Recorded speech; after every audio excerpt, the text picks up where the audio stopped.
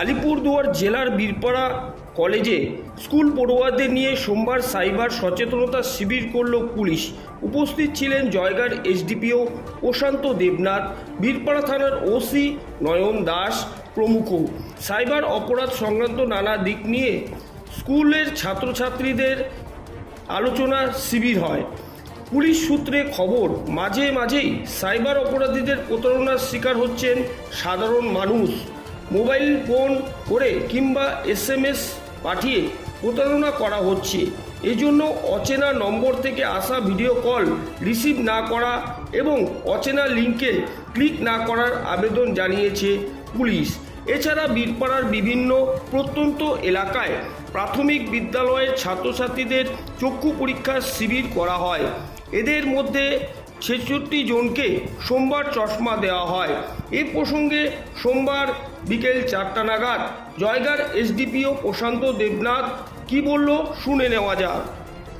আলিপুরদুয়ার জেলা পুলিশের পক্ষ থেকে প্রত্যেকটা স্কুলে আই টেস্টের ক্যাম্প করা হয়েছিল, যেখানে কয়েক হাজার ছেলে মেয়ের আই টেস্ট করা হয়েছিল এবং তার মধ্যে থেকে যাদের চশমার দরকার আমরা সেগুলো কালেক্ট করেছিলাম এবং আজকে প্রোগ্রামের মাধ্যমে 66 জনকে চশমা বিতরণ করা হয়।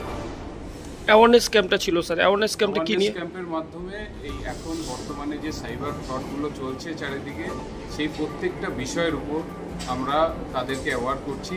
যেহেতু তারা এখন কলেজের স্টুডেন্ট আছে এবং বর্তমান প্রজন্মকে তারা এগিয়ে নিয়ে যাবেন, তো আমরা টার্গেট করছি বর্তমান প্রজন্মকে তারা যেন কখনো সাইবার ফ্রডের ভিকটিম না হয়।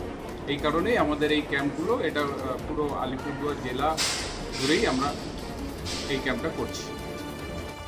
বিগত দিনে বীরপাড়া পুলিশের আমন্ত্রণে বীরপাড়া থানার সহযোগিতায় আমাদের গোপালপুর জুনিয়র বেসিক স্কুলে একটা চক্ষু পর্যবেক্ষণ শিবিরের আয়োজন করা হয়েছিল।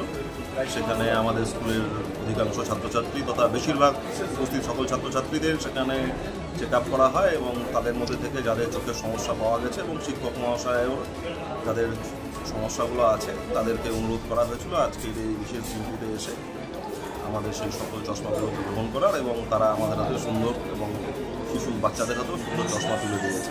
তো আমরা ধন্যবাদ জানাই বীরপাড়া পুলিশ স্টেশন এবং আলিপুরদুয়ার জেলা প্রশাসন। আপনার নাম?